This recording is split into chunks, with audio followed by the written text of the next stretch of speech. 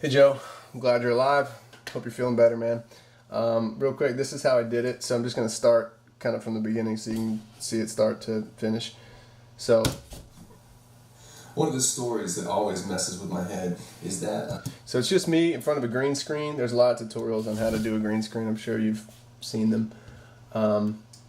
But the trick here is to come down to your effects on this side. I don't know if you can see my mouse. Yeah, okay. So you're gonna go to effects, and the number one thing I'm gonna do here is keyer. Right there, I'm gonna grab my keyer, stick it over the top. Okay, it's pretty clean already. It kind of blacks out everything, but you can see the spot right here is not quite as good.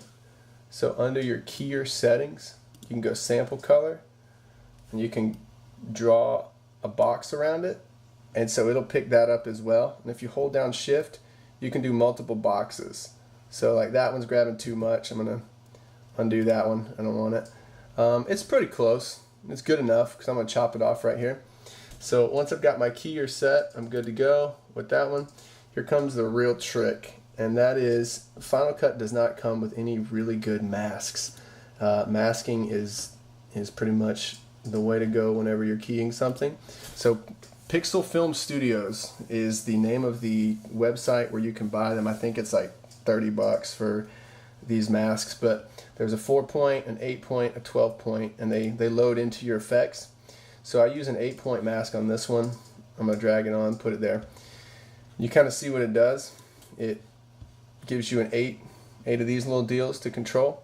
So I stretch it out to kind of cover my thing, and then I want to bring in my little deal here and frame me in and frame the rest of the world out. So now the rest of the room is gone, and as far as that clip is concerned, everything is masked out. So I'm done with my mask now. Oh, I got a little bit right there, so let's go back to my mask and let's bring that down, this down, frame my head in a little better. Okay, so there's my mask controls. I'll get off of that. So now you can see it's still a little janky right there. So what I'm gonna do is now when I mess with this, I can change that. It's just gonna change me in black. So I can take my crop effect and I can kind of chop that end out and say, okay, I'm done.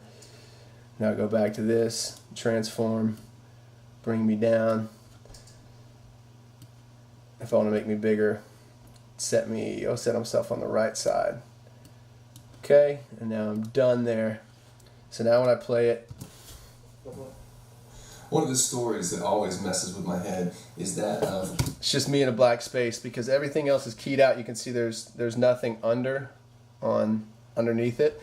If you were to come over here to like your generators, you can pick whatever background you want. So if you wanted to be on a gray scale, you can do it that way, and it just puts you on a gray background. You can do outside, you can do woods, underwater, you get the idea.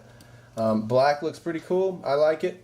One of the things that I like to do is the plug-in color finale is probably my favorite color. I come in and just kind of touch that to see kind of where my lighting is going to be, and if I want to add a little more color to myself. It makes me look a little orange. Ugh. So come into curves, maybe put a little blue in it like that. It's decent, I guess.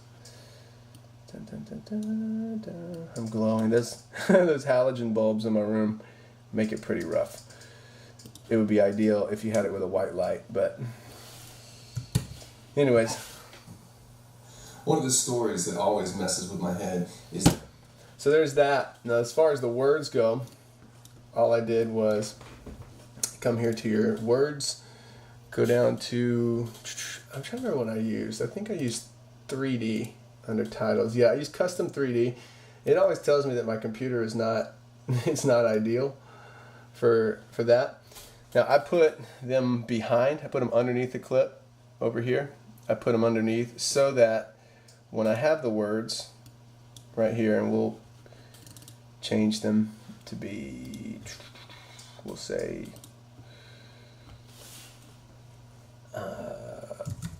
stories that always messes with my head is that of pirates or people on the ocean.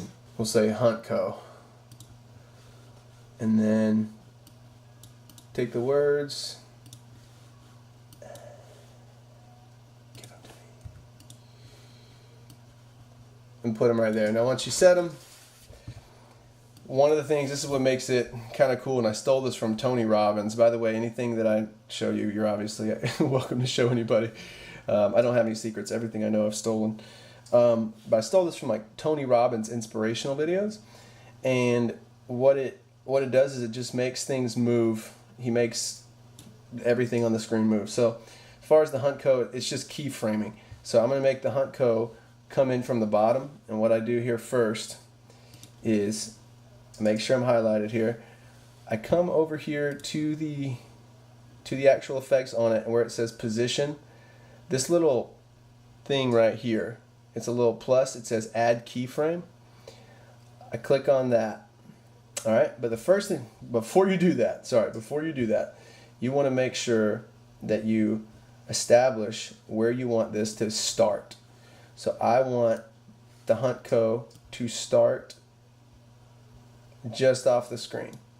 All right, so now I come to the position thing, make sure that my keyframe, my player head, is at the very beginning, and then I come to position and I click add keyframe, and then I put where I want this to be right here. I come about halfway, and then I messed it up. There we go. And then drag this up. If you do it right, you'll get a red line right here, and what it's doing is it's tracking that movement. All right, and then I'm going to see how that worked. Yep. One of the stories that always messes with my head is that. So now let's say I want to go halfway, right at the halfway point, I want my body and Huntco to crisscross. What I'm going to do is I'm going to add a keyframe, make sure I'm highlighted on the Huntco, and then add a keyframe, come to the end of it, right here, go to my positioning, and then you'll see the red line shoot off to the left, right? So let's test and make sure that worked. Boop. One of the stories that always messes with my head is that of pirates or people on the ocean. All right, let's say right at the point where it starts moving, right there, I want to come to mine now, and I want to add the same thing. Click position, add keyframe, and then come to the end. Make sure I'm here, and that red line tracks me, tracks that movement. Done. So now I should have two things moving. One of the stories that always messes with my head is that of pirates or people on the ocean. That's it. Other than that, it's just lining it all up and making it pretty, messing with it. If you have any questions, obviously feel free to ask. I'll tell you everything I know, and you're welcome to steal it and tell anybody you know. All right, man.